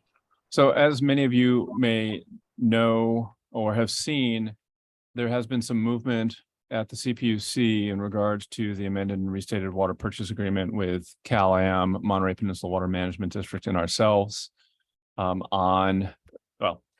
there seems to have been agreement that was reflected in a motion by Cal Advocates or Public Advocates Office under the CPUC. There was a response by CalAm saying, yeah, everything in their motion was true, and if it's granted that way, we will sign it. That happened prior to the CPUC meeting on March 16th. There was an item on that particular commission meeting in closed session to discuss this water purchase agreement. Nothing was reported out to my understanding. So there is speculation that the parties are in agreement to move forward and execute the water purchase agreement, which would allow, as Dave mentioned, us to get financing, go out to bid, and everything that needs to occur. The next CPUC meeting is April 6th, so we are keeping an eye out on the CPUC website looking for their agenda to see if an item could potentially be on there. Once again, administratively under the CPUC, I do not understand entirely how they go from a motion on an already decided item and modify it for a future commission to execute or to approve. But my understanding is there are procedural ways that they can do it, even with the outstanding application for rehearing from Cal-Am and petition to modify from the Water Management District. So at this point, we are hopeful with the movement and that the CPUC will find that procedural way to get this done, hopefully within the next month. If we miss the 6th commission meeting, then it does go to April 20th, and we'll be keeping an eye on the agendas. So with that, I mean, that's sort of our understanding of where we're at with the CPUC and the water purchase agreement. And Dave, did you have anything else to add? No, sir. I would hand it back to the chair. All right, thank you very much. Any questions from staff? Okay, seeing none, we'll move on to staff reports. Thank you, Chair Moore. So I know we brought this up at Recycled Water, but I also wanted to highlight it again, and I don't know if Rachel can chime in as well. On March 6th, we had the opportunity to do a small event and tour at Pure Water Monterey. That tour consisted of Assistant Director Tanya Trujillo of the Department of Interior, Congressman Panetta, Joaquin Escobar, the chair of the State Water Resources Control Board, and Ernest Conant, who is the Mid-Pacific Region Director of the Bureau of Reclamation. The tour was to get eyes on the project where the Bureau has been so supportive of Pure Water Monterey in the tune of $30 million, most recently $10.3 million that were allocated to the expansion. In addition to the people that I did mention that spoke, we did invite certainly Tom, and we did invite Tyler. Unfortunately, he could not make it. Dave Stolt from the Water Management District and Rem Scherzinger from Marina Coast Water District as our partners in this project. It was kept pretty tight, so hence the reason we didn't expand the invite list. The one gentleman there who is somewhat covered by the box, which is fine, is Dave Egerton. He is the Executive Director of Association of California Water Agencies. Once again, a huge proponent for all water projects and certainly ours. Rachel, do you want to add anything else to that one? Or do you have more pictures? I hope not.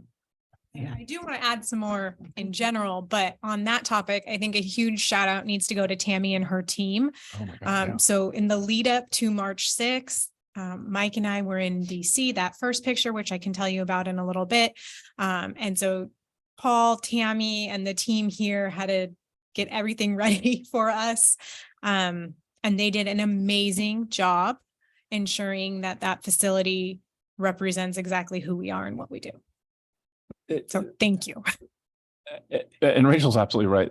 It looked phenomenal out there. Yeah. The crews did a great job, and it was a little eerie because it was a media event. The facility was shut down because it can get noisy in there, but to walk into such a clean space that was that quiet was interesting. But I think it was a good venue for what we were trying to accomplish. So Yeah. that was certainly a highlight. And then I just wanted to report out last week, I did go to New York to attend parts of the UN General Assembly Water Conference. The Water Conference has not been held for 47 years, which amazes me that the UN hasn't done one of these. But it was approximately 8,000 people converging on New York City. I did not go to the UN floor. I did not get my accreditations, but I attended a number of the side events, which were enlightening, and it was wonderful to interact with people like the picture there, Assistant Director Trujillo. I had an opportunity to spend some time with her, as well as the Assistant Administrator for Water at the EPA. So pretty much like the top water person at EPA, as well as a number of others. Oh, the head of reuse for EPA, a woman, Sharon Napier. So it was definitely very robust discussion in all these events. Of course, it was global in nature. Saw the Secretary of State of Spain speak, the health minister from Nigeria, and many others. And it was a good collaborative. The meetings I went to were collaborative in nature and actually great for sharing information.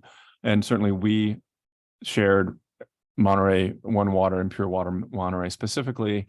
And it's amazing in those venues how many people know about our little project and use it as an example for other areas. So that was very nice to see. That's all I had. Tammy, you know? Well, I want to share about the storm again. So if Chai, you could put up those slides. So I kind of feel like this is a Groundhog Day. We had the same storm basically in January that we had in March, and we did the exact same thing. We got sandbags, we got K-rails, we put the storm doors back up. On this time, we were worried about it going island, meaning that in 1995, both Castroville and the city of Salinas pump stations or lift stations went island mode. And when I say island mode, they were completely surrounded by water. So we figured as long as we got some fuel in there, if we had to boat somebody into, if we lost power, to fire up the generator after numerous hours, keeping in mind, I'm basing that on my own residents having 3 days, 3 times without power since January. Maybe I could talk to the mayor about this, but Which one? Monterey. So anyway, that, you know, we did the rodeo back in January, we did the rodeo back again in March. And so the next slide.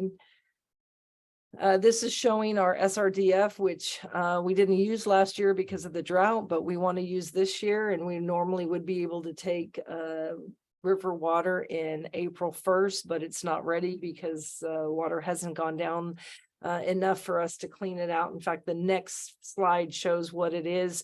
It took us a week to clear out the sand in January. It will take probably 2 weeks to clear out we had more debris than we did back in January. I don't know if you guys are aware, but the river was a foot higher than it was in March as compared to January. So, you know, in order for us to get SRDF up and running, we're looking about a month. By the time this dries out, keep in mind we're having rain tomorrow and Wednesday. If this dries out, we've got to get the sand removed, which my understanding, the neighboring ag folks want the sand, so we don't have to take it too far. We also have to do an inspection of the facility, the dam itself, etc. And so normally when we get the SRDF up and running for the season, it takes about a week and a half. So, but prior to that, we've got to clean it all out from the sand and silt and debris. So we're looking at, hopefully, and we've worked with WRA, that we will be ready to take water May 1st. So we will lose the month of April.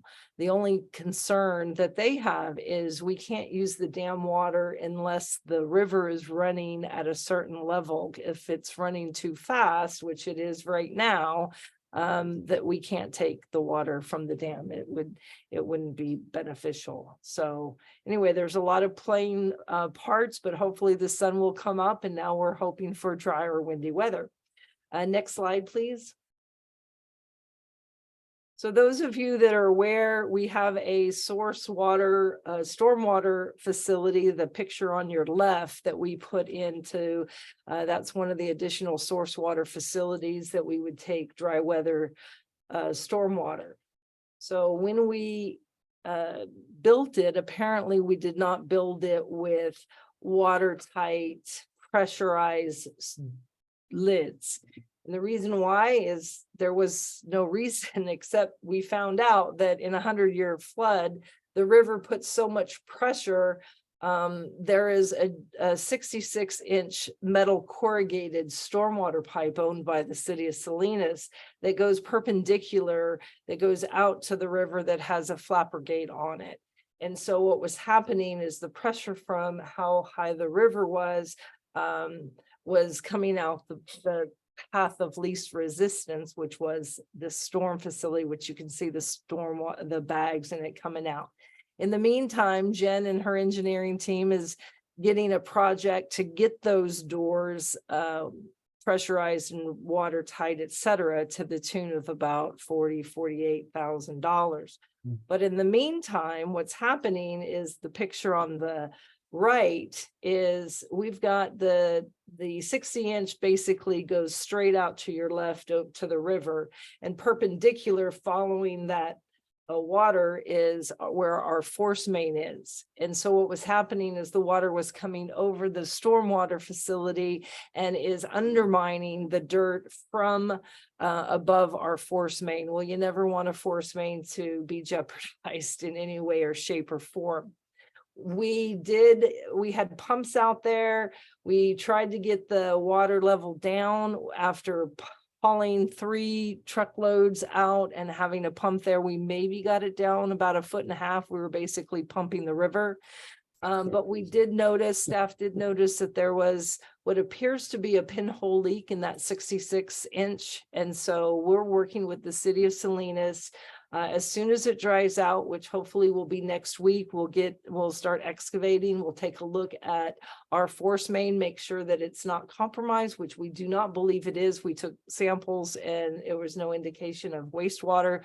So, but what I believe is a pinhole leak, if that's not fixed, when we fix our doors, then the next time this happens, then it will blow out that pinhole leak and we would have a problem, in my opinion, undermining that force main, since the force main is above the 66-inch. So I have asked the city of Salinas to work with us and actually videotape CCTV the 66-inch line to see the condition of it, but we will see the generalized condition of it and hopefully identify their pinhole leak for them next week when we get out and take a look at it.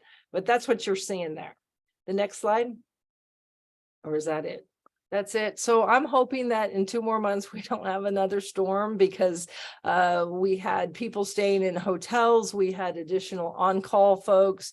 We were meeting twice a day at 10:30 and at 3 to go over who needs resources, who's on first, where are we getting things to button up our facilities, and couldn't be more proud. Of course, you guys are probably tired of hearing that, but I couldn't be more proud of the team that we have. They're unbelievable, very dedicated, and made sure that our facilities were safe. And just to add on into impacts around, so you may know that obviously Pajaro had some significant issues. We were working with the county to allow hauling of wastewater to our plant and to our pump stations just as best as they could. And, you know, I know it was an untenable situation, but they were trying, and we were coordinating with them because they couldn't get to the Watsonville plant. We worked with the city of Salinas because as the overtopping happened to their industrial ponds, their industrial customers would had to have shut off, meaning putting all those people out of work, not producing, lettuce and bagged lettuce, that is. We worked with the city of Salinas to have the direct diversion come, which allowed the industrial customers to continue to discharge and continue to stay in business. We are still taking those flows as we speak. I think the agreement we had with the city of Salinas was, this is going to be good for 30 days unless we extend it. So we understand that we had to provide continuous service during that period of time to them. I also received a call from the Water Resources Agency and some growers about Blanco Drain. They were hoping to use our Blanco Drain source water station to try to lower the level in Blanco Drain, which was significantly flooding land on both sides. Unfortunately, the pump station only pumps about 9 CFS. And when you have 18,000 CFS coming down the river, as Tammy mentioned, it was like trying to pump the river, but doing it ineffectively. And frankly, it would have cost money to Water Resources Agency. So we didn't do that.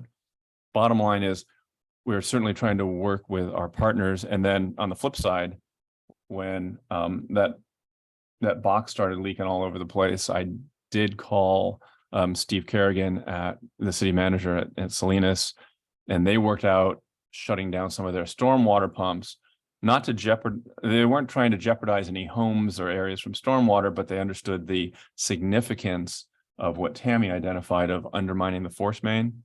Because if that force main goes out, that's the single pipe to take wastewater from the city of Salinas to us. So from a health and safety perspective, it was very evident, and David Jacobs and Steve Kerrigan and others responded very quickly to that. So it goes all ways. Yes, thank you, Paul. And to give you an idea, we were taking truckloads around the clock to the tune of over 200 truckloads from the Pajaro facilities. So we were busy helping them out as far as being available. What we decided to do was have them decant in one of our beds. So if there were any solids, because we weren't comfortable with, you never know with 200 truckloads, how much solids, et cetera. So we had them decant in a drying bed, which then drains to our headworks. So we were able to manage the flows that way. Any questions, directors? I do have one quick question. So what other government agencies do we have mutual aid agreements with? So we used to have there's an acronym associated with it. We used to have an agreement with the ones on the peninsula, frankly, well, including Marina Coast, Pebble Beach Community Service District, COD.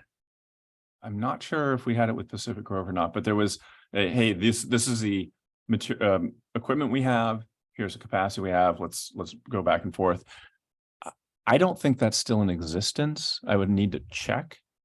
Might be a good idea given the storms we've been seeing to. It's truly, well, if I'm not mistaken, when the county was having a hard time finding drivers for the Green Line trucks, I suggested they call Marina Coast. And I think you guys supplied some trucks and drivers to them. We may very well So have, yeah. It was certainly a group effort. Anyway. But I will certainly check into that. Okay, Mutual very aid good. agreements. And then I think Rachel had a staff report as well. If that's Please. I just wanted to share really quickly that during last month's board meeting, Mike and I were in Washington, D.C. For California Water Week, spending some time connecting with our federal representatives, along with your Bureau of Reclamation and the EPA.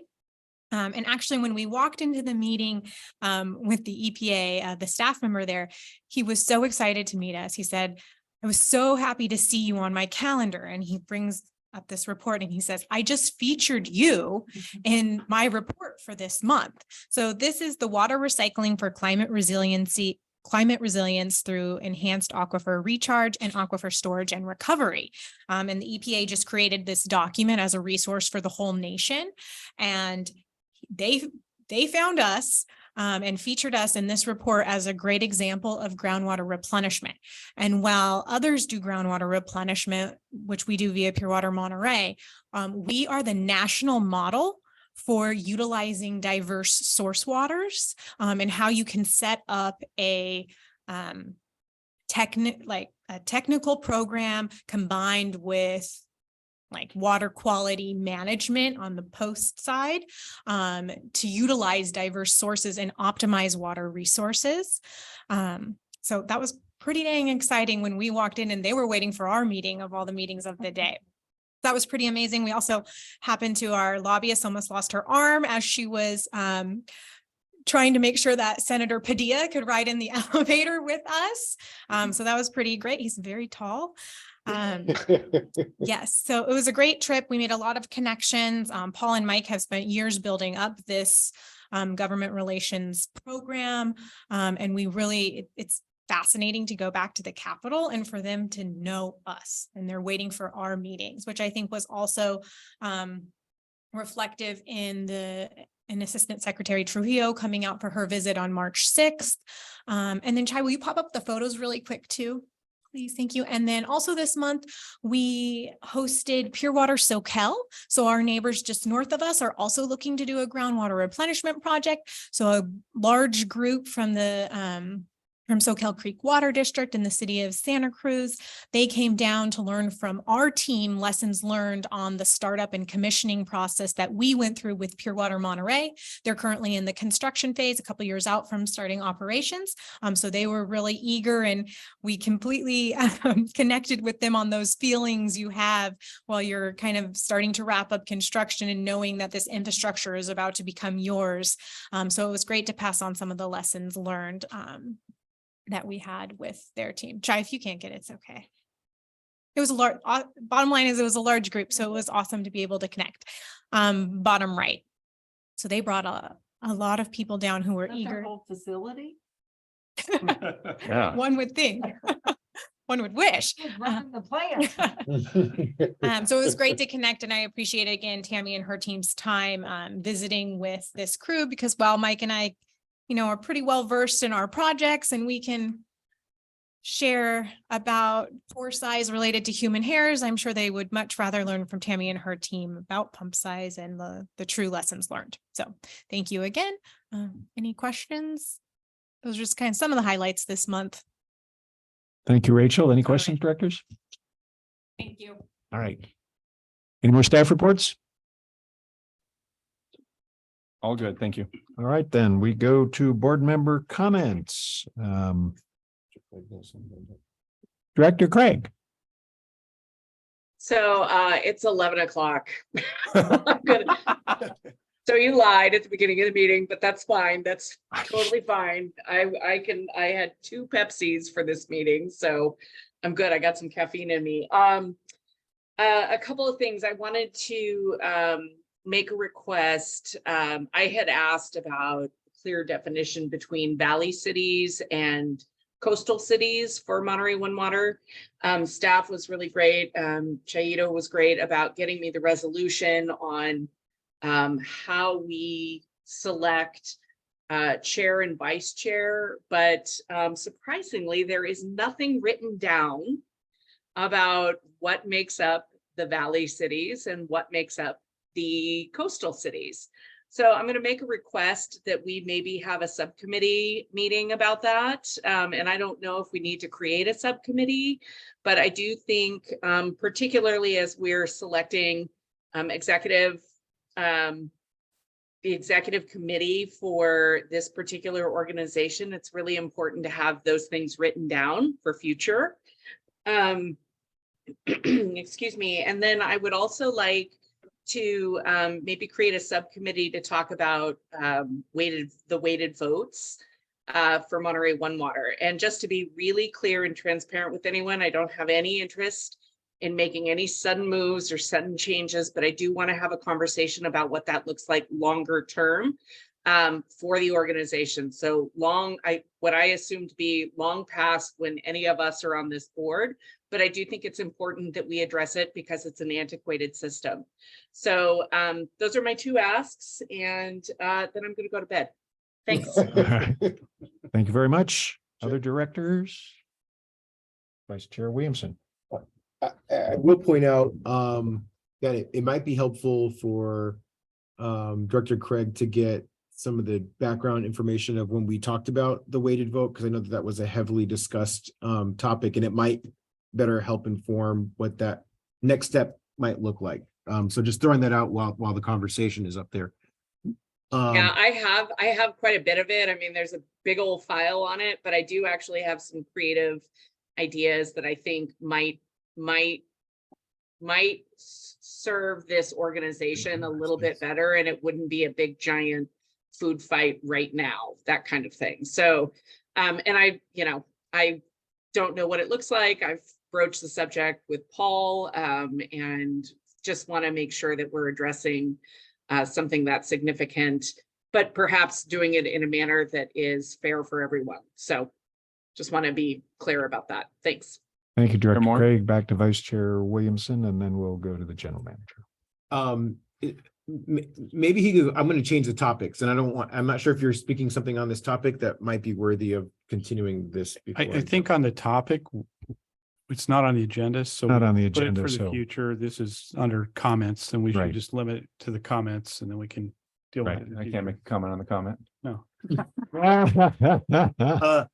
I was gonna say, and I think I said this during the Recycled Water Committee meeting, but I know that our staff, they're doing their job. They're getting paid to do this work. But to see like the images of what's going on, I can't imagine being out there while the storm is going on and you're trying to solve something that maybe doesn't seem like it could be solved, but you're trying to do what you can in the rain. Just many kudos. And on top of all that, you know, people have their power going out, properties being damaged, you know, floods, you know, and having to worry about what's happening with their family and loved ones and friends and everything else that's going on. And to see that this public service is given. So anyways, I could go on, but just many kudos to the staff as always. Any other directors? Right, just again, thanks to staff, and I'll second Vice Chair Williamson's comments. I've done yeoman work in a couple of bad storms. Fortunately, we won't have another bad storm like this for 10 years, right? Well, we'll see. Mother Nature always sends us surprises. But anyway, thanks to staff, all of you, for your excellent work on behalf of our customers and ratepayers and keeping us safe from bad wastewater. In that Move case, to adjourn. we stand adjourned at 11 o'clock.